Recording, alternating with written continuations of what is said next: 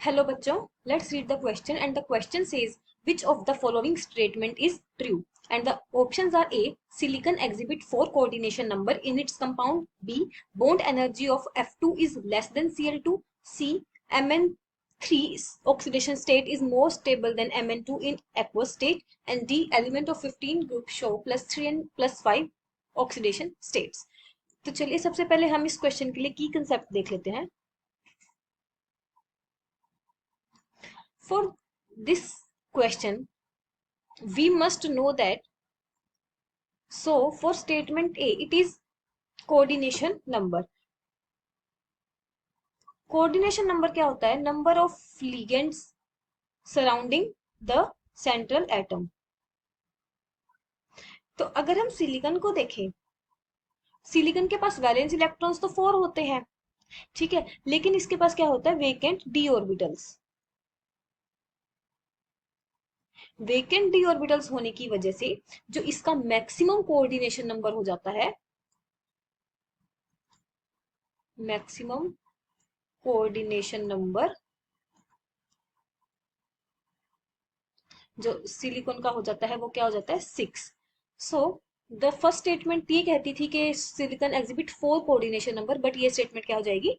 Incorrect, क्योंकि silicon के maximum जो कोऑर्डिनेशन नंबर होता है वो क्या होगा? 6. तो 4 भी हो सकता है, 6 भी हो सकता है, बट नॉट ओनली 4.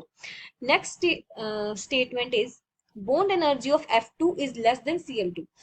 तो अगर हम F2 और Cl2 की बॉन्ड एनर्जी को कंपेयर करें तो फ्लोरीन का साइज क्या होता है?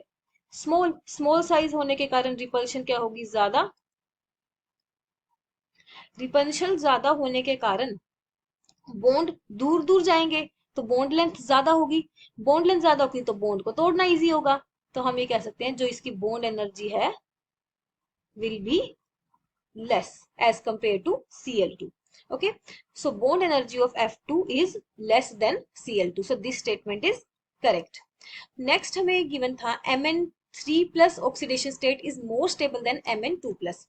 तो अगर हम देखें जो मैग्नीज होता है इसका जो एटॉमिक नंबर है दैट इज 25. तो अगर इसकी हम कन्फिग्रेशन लिखेंगे so that will be argon 3d5 4s2.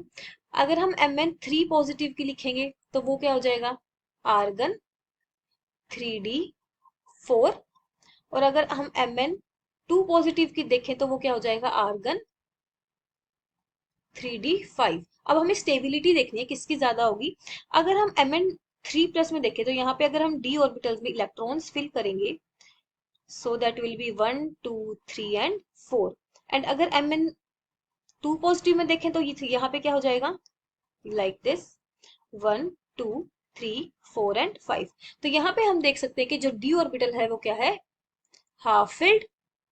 And half filled orbitals are more stable.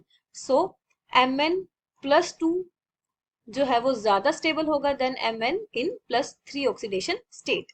Okay, so ये स्टेटमेंट भी क्या हो जाएगी? इनकरेक्ट. नेक्स्ट स्टेटमेंट जो हमें गिवन थी that is element of 15th group exhibit only +3 and +5 oxidation state, but this statement is incorrect because there are elements जिनकी oxidation state क्या होगी? -3 भी हो सकती है, -3 से लेकर +5 होती है oxidation state of group 15 elements. Like if we talk about NH3 में जो नाइट्रोजन की ऑक्सीडेशन स्टेट है वो क्या है? -3. और अगर हम बात करें N2O5 की तो यहाँ पर अगर हम फाइंड आउट करें तो that will be 2x -10 equals to 0, because oxidation number जो है ऑक्सीजन का -2 होता है, तो 5 का कितना हो जाएगा? -5 ऑक्सीजन है तो 5 का कितना हो जाएगा? -10. सो यहाँ पे x की वैल्यू आ जाएगी 5. तो यहाँ पे नाइट्रोजन की ऑक्सीडेशन स्टेट कितनी है? +5. तो हमें गिवन था कि +3 से +5 हो सकती है, but that statement is wrong क्योंकि -3 से भी हो सकती है. So the correct answer for this question is option B. Hope you find your answer and understood it well. Best of luck.